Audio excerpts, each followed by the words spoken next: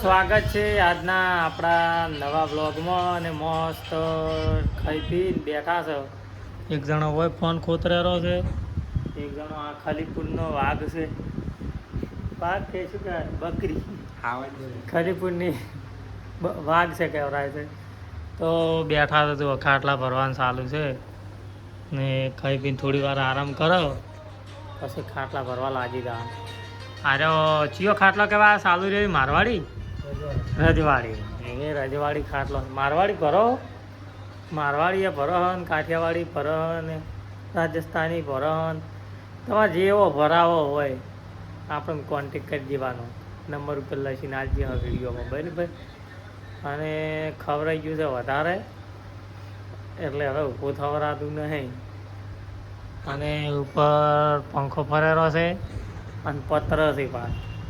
એટલે હાલ તો થોડુંક ઠંડુ વાતાવરણ છે એટલે મજા આવે, પણ તડકો બડકો પડતો હોય ને ડાબીને ઉનાળામાં તો ગમે એવો પંખો હોય તો ઊનો લાય ફેંકે.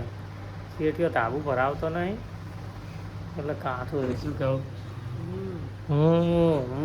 મસાલો ગાધેલો હેલા. આ જો ખાટલા છે ને, ખાટલા છે ગોડાઉનમાં બેઠા છો.